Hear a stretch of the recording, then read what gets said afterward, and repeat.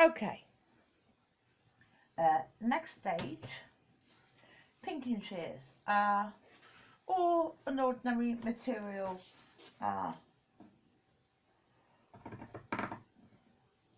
pair of scissors, but I prefer, where I can, to use pinking shears. We don't need all this bulk, and when it comes to the curves, come in a little closer with your pinking shears. Doesn't matter about the rest of it, but when it comes to curves, obviously no way you're going to cut your stitching, but just come in on the curves with your pinking shears. It helps it turn, it helps it sit nicely. That's what I do. Okay.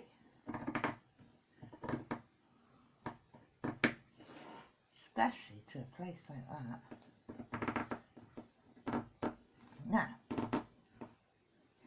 doesn't matter so much on the straight.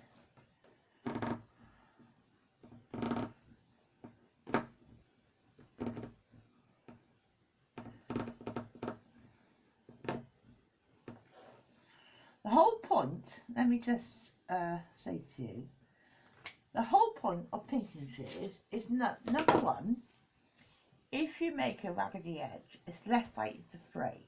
Number two, you're getting slight inlets and allowing your material to move and stretch. If you don't have pinking shears, if you're just using ordinary things, then I would say to you, okay, right, well, you need to make cut, not touching the stitching, but cuts like this, snips into your material. Otherwise, when you turn it out, you're going to have a huge bump and gump on a turn like that. So that's why a lot of us use some form of pinking shears. Now we're ready to turn this out. Oh, my top's not straight. My top is not straight.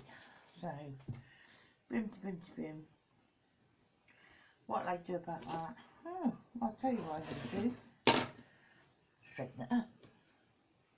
It doesn't matter. Right. So now,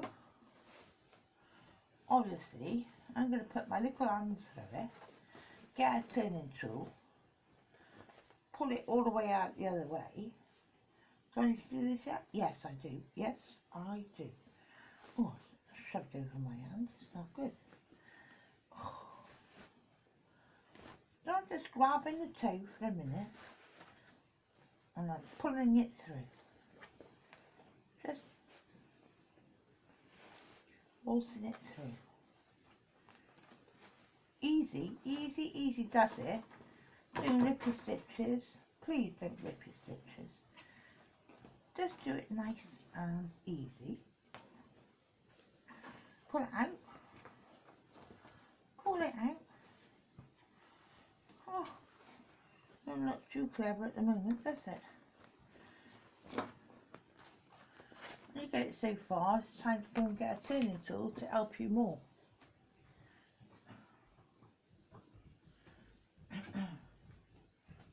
This is a turning tool by Clover. I do like a lot of Clover stuff.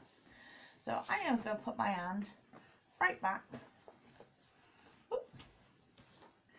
through this, and then I'm going to use the end of the turning tool. Can you see what I'm doing?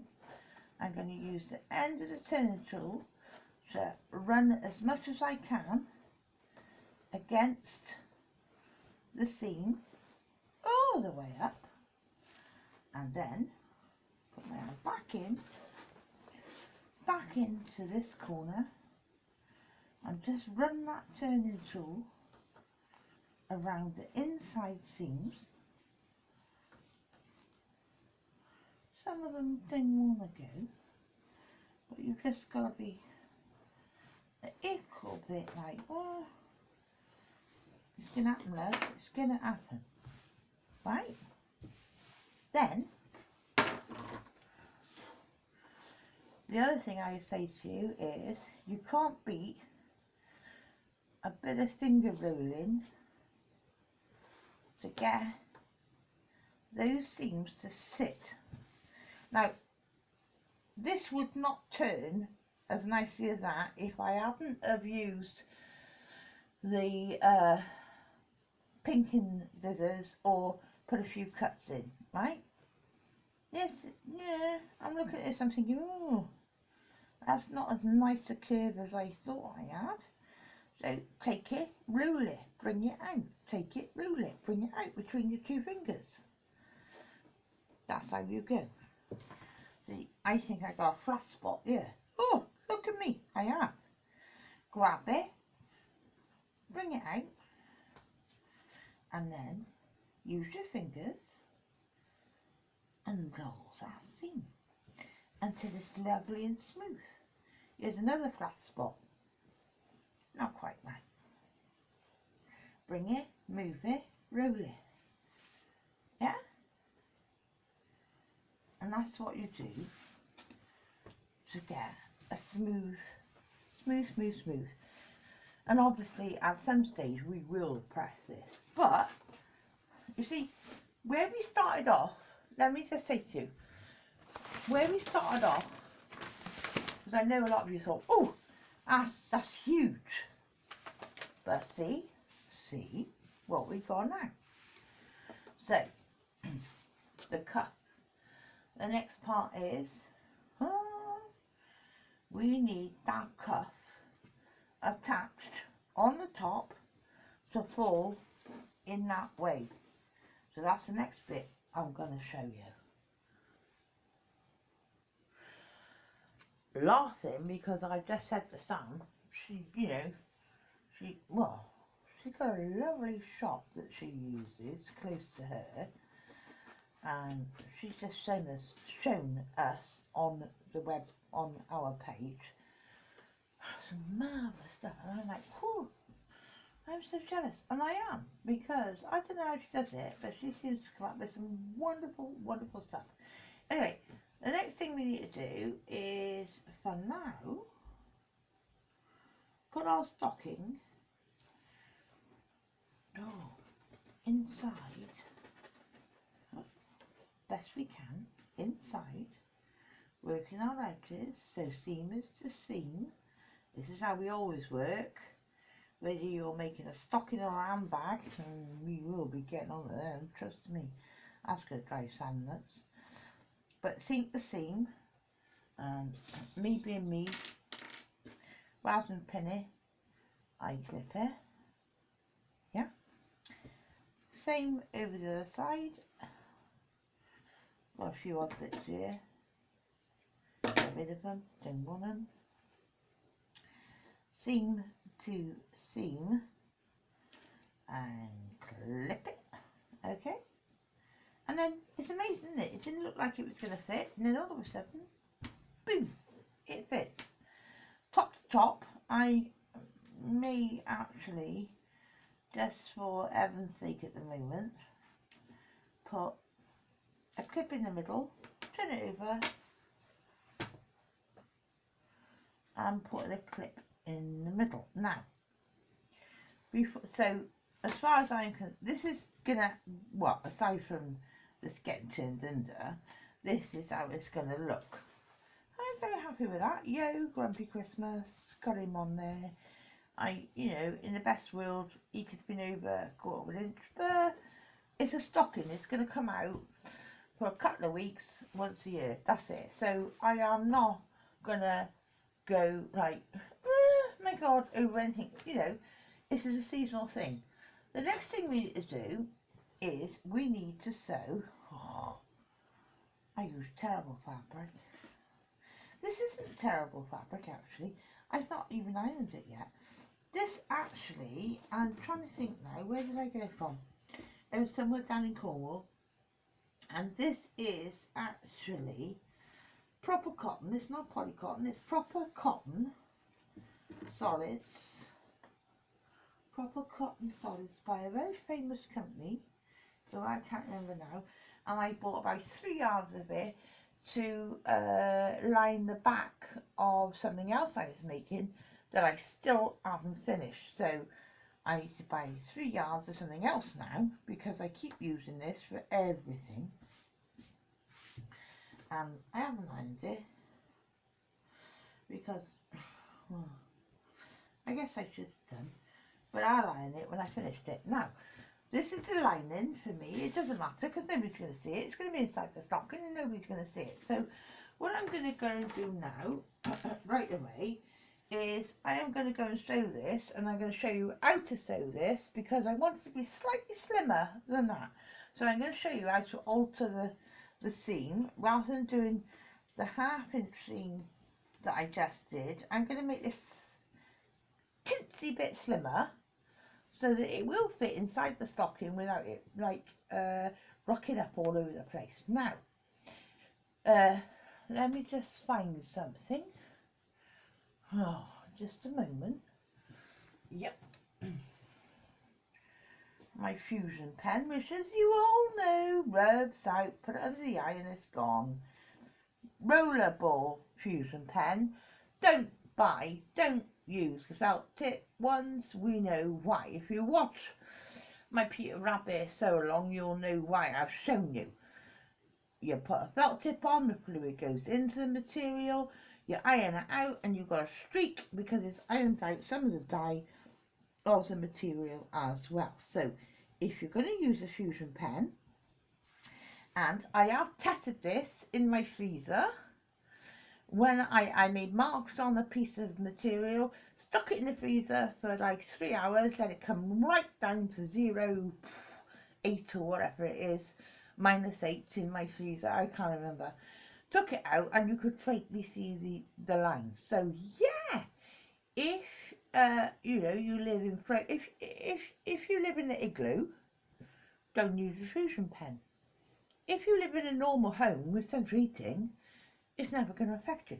Anyway, so here we go. So what am I doing now? We need to pin this together. Well,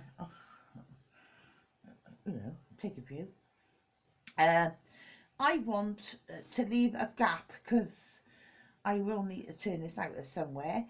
So, but I'm gonna go for the first point on my stocking that is straight. I need to get my hand in there to turn it.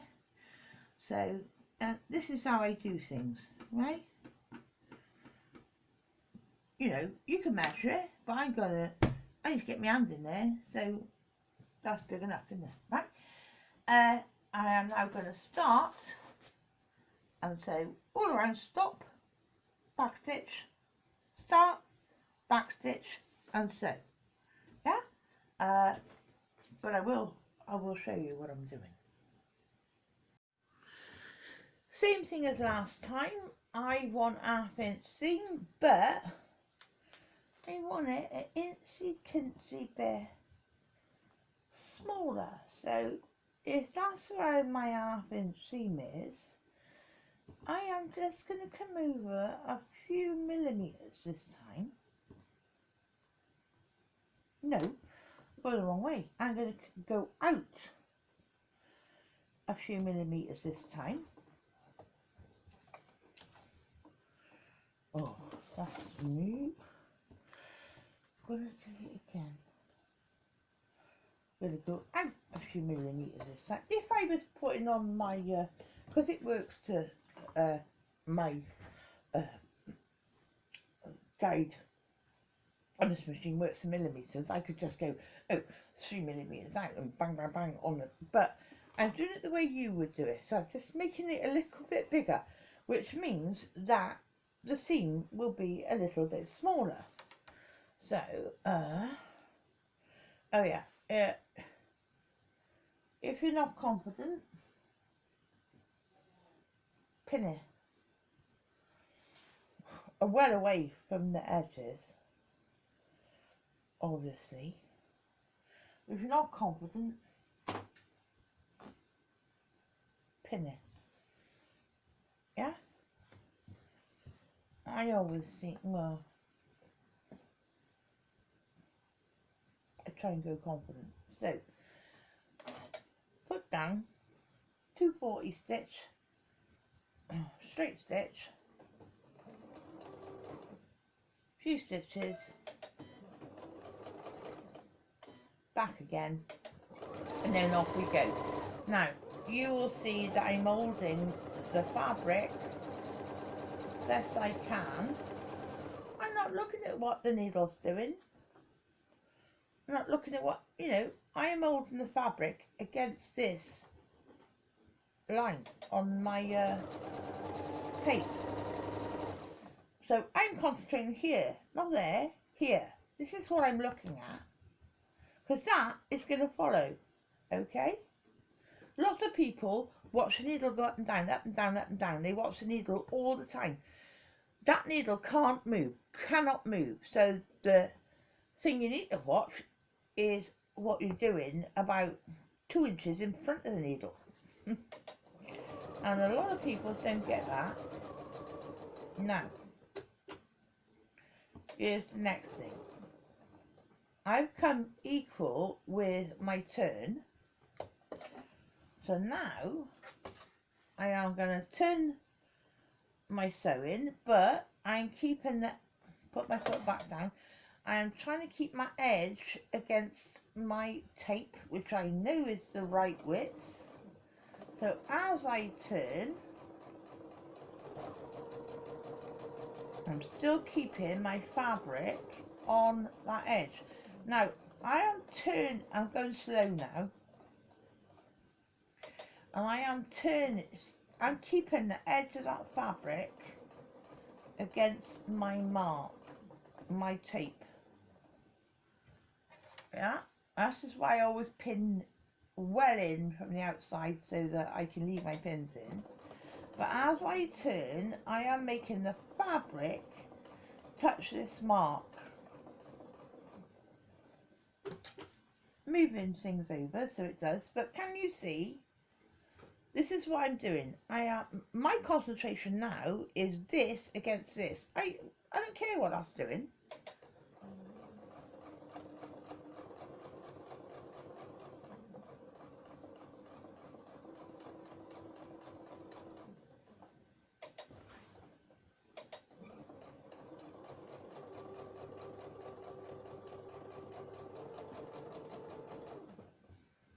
I'm on a straight bit now. Move my pin out. Oh, here we go. Oh, so sorry folks. My machine now and again has a bit of thing with the foot pedal not working.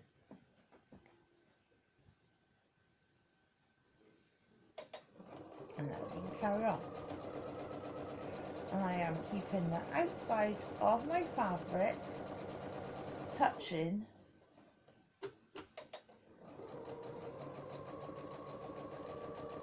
that tape that I've marked all the way down till I get to my blue line, because I know, have I missed one? Yeah, yeah. Okay.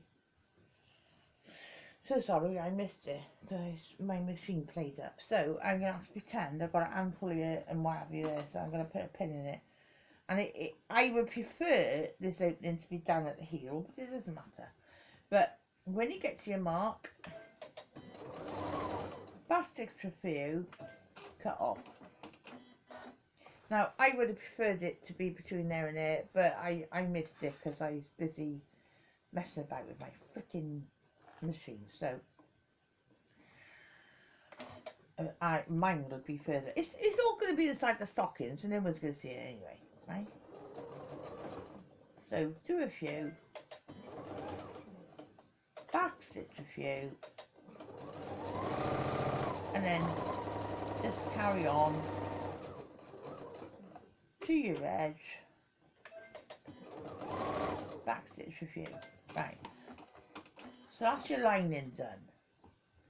Okay, so exactly the same thing as we did with the stocking. Oh, I can't believe I did that. I am wrong. pinking shears, I am cutting, not my stitches, but the material. I want that to stay large. Then, from wherever my gap, it should have been here. It should have been there. It's now there because I wasn't concentrating. But from whatever mark you have, yeah, we do need to trim this seam down. So we're getting rid of a load of bulk.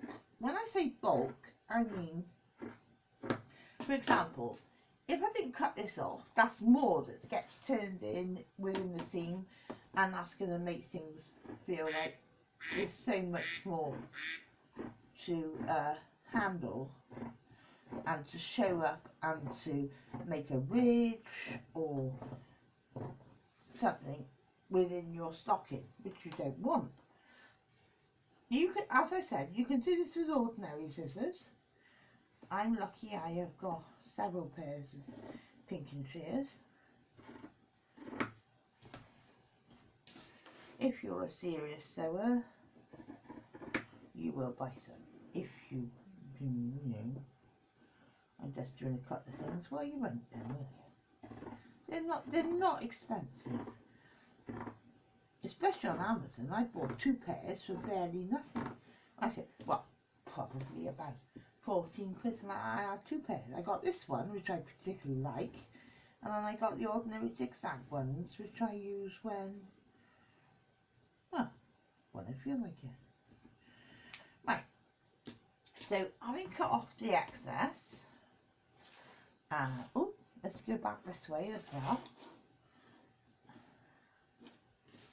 Got to do it the other way up, right? Let's cut off this excess as well.